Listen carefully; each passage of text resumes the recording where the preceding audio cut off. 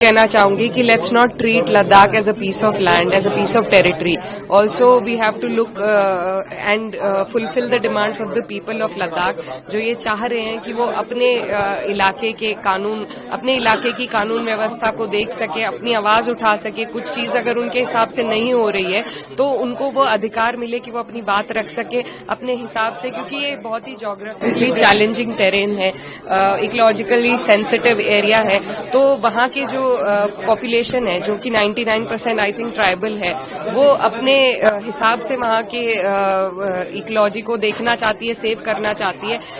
दिल्ली से बैठे कुछ अधिकारियों को क्या अधिकार है वहां के लोगों के ऊपर इस तरीके से डेवलपमेंट थोपने का, इस तरीके से उनके पैसों के इस्तेमाल करने का, उनके रिसोर्सेज के इस्तेमाल करने का. ये बिल्कुल अनुचित है.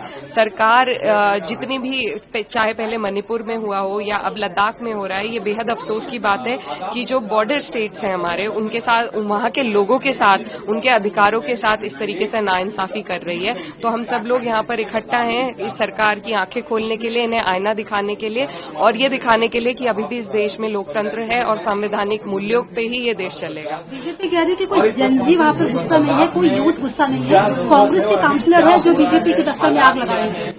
देखिए, वहाँ के जो लोग हैं वो सब एक डिमांड कर रहे हैं. मैं खुद वहाँ पर होकर आई थी और वहाँ के लोग बहुत ही वॉइसलेस फील करते हैं अपने आप को, क्योंकि वहाँ पर कोई लेजिस्लेचर नहीं है. सिर्फ मात्र एक सांसद है इतने बड़े ज्योग्राफिकली चैलेंजिंग एरिया में, सिर्फ एक सांसद है. तो वो जस्टिस नहीं कर पाता है. वहाँ की जो विभिन्न प्रकार की डिमांड्स हैं वो रखने के लिए इतना टाइम नहीं मिल पाता संसद में. तो ऐसा नहीं है. बीजेपी सिर्फ मुद्दों को दबाने के लिए हमेशा कुछ न कुछ बहाने बनाती है, लेकिन बीजेपी को इस देश के लोगों को उनका अधिकार देना पड़ेगा, वो छीन नहीं सकती है. नई अगले डेलीगेशन में जाने वाली है, आप जाएंगे, संजय सिंह और चौहान तमाम लोग जाएंगे, कब जाएंगे और क्या आप लोग इन्वेस्टिगेट करेंगे? देखिए, हमारी पूरी हमदर्दी और सॉलिडारिटी लद्दाख के लोगों के साथ है. उनके अधिकारों का हनन ना हो, उनको उनके अधिकार मिले, ये हम सब चाहते हैं.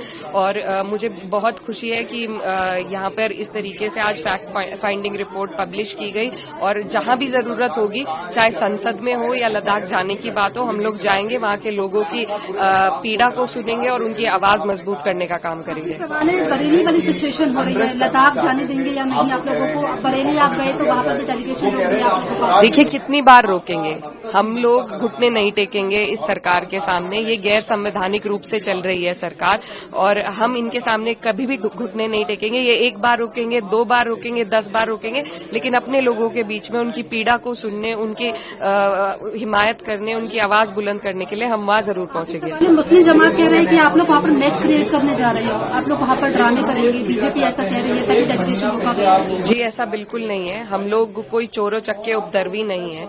यहाँ पर सभी जिम्मेदार लोग हैं, और हम लोग वहां पर लोगों से संवाद कायम करने, उनकी पीड़ा को सुनने, और जिस तरीके से बेरहमी से वहां पर लोगों को प्रोटेस्ट नहीं करने दिया जा रहा, 4 लोगों की हत्या करी है प्रशासन ने, और उसके बाद उन सब पीड़ा को सुनने के लिए जा रहे हैं. ये हमारा अधिकार है कि हम प्रोटेस्ट कर सके, इस सरकार से अपनी मांगे रख सके. अगर वो भी हमसे छीन ली जाएगी तो जो विपक्ष पहले दिन से कह रहा है कि ये सरकार संविधान के खिलाफ है, वो बात आज सबके सामने है. अनडिक्लेयर्ड इमरजेंसी जैसी स्थिति हर एरिया में बना दी गई है. जहां भी कोई अपने मांगे इस सरकार के सामने रखता है, ये बिल्कुल बर्दाश्त नहीं होगा, और इस सरकार को संवैधानिक मूल्यों पर हम लोग चलाने का काम करेंगे.